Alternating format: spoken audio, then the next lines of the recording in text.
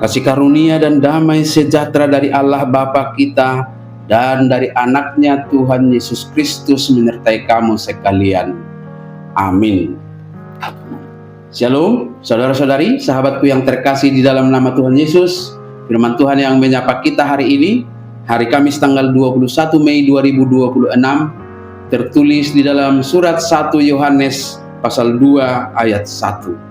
Mari sahabatku, kita simak dan renungkan firman Tuhan yang menjadi kekuatan dan inspirasi untuk menjalani hari ini.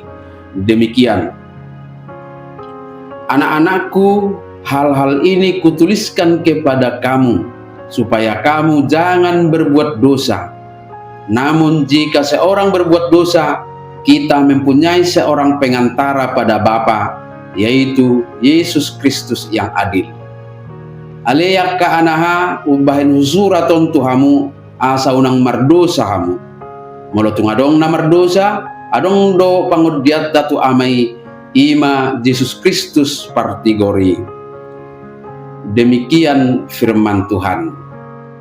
Saudara-saudari, sahabat renungan harian yang dikasihi Tuhan Allah, ajakan untuk jangan berbuat dosa hari ini sesungguhnya mengingatkan kita pada standar hidup sebagai umat yang sudah ditebus oleh Yesus Kristus. Buah penebusan itu membuat kita memiliki status yang sudah dikuduskan. Maka kita layak menunjukkan cara hidup kudus itu dengan tidak melakukan dosa lagi. Kita harus hidup dalam terang Kristus untuk menghindari diri dari semua hal yang merusak hubungan kita dengan Tuhan dan sesama kita. Dengan cara itulah kita dapat menyenangkan hati Tuhan dan menjaga hidup kita tetap kudus. Itu juga yang membuat kita sungguh-sungguh menghargai hidup yang sudah diperdamaikan Allah lewat pengorbanan Kristus itu. Sahabatku, berbicara tentang kemanusiaan kita dan kecenderungan berbuat dosa, Yohanes memang sangat realistis. Dia menyadari bahwa selama kita hidup di dunia ini, perjuangan melawan dosa belum selesai. Itulah sebabnya setelah ajakan untuk jangan berbuat dosa, dia juga melanjutkan kalimat, namun jika seorang berbuat dosa, itu untuk menunjukkan kerapuhan atau kelemahan kita. Ketika kita terjatuh, bukan karena sengaja berniat mempermainkan karunia perdamaian Tuhan, melainkan karena kelemahan kita, Tuhan tidak langsung menghukum dan membuang kita. Yohanes berkata, kita mempunyai seorang pengantara atau pembela pada Bapa. Dalam bahasa aslinya kata pengantara menggunakan kata parakletos, yang artinya juga berarti advokat atau pembela hukum.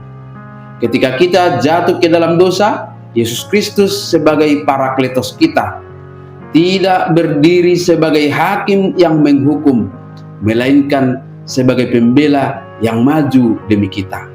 Dan itu dilakukannya tentu bukan dengan alasan bahwa kita tidak bersalah, tetapi untuk menunjukkan bahwa Tuhan Yesus sendiri sudah melunasi semua hukum dosa kita di atas kayu salib. Dia adalah pembela yang adil, yang kebenarannya diperhitungkan menjadi kebenaran kita. Oleh sebab itu sahabatku semua, yang pertama, jika hari ini di antara kita ada yang sedang terpuruk karena kegagalan atau karena dosa, jangan putus asa. Jangan lari menjauh dari Tuhan. Datanglah dan mendekatlah kepadanya. Akuilah dosa dengan jujur kepadanya, sebab pembela kita sedang menanti kita di tahta kasih karunia-Nya. Yang kedua adalah, jangan pernah anggap remeh dengan dosa. Sekalipun anugerah pengampunan selalu tersedia melimpah dari Tuhan, itu seharusnya membuat kita semakin mengasihi Dia, menjauhkan diri dari dosa dan selalu memilih jalan pertobatan yang sungguh-sungguh ketika berbuat dosa adalah respon terbaik atas kebaikan Tuhan dalam hidup kita sebagai anak-anak-Nya.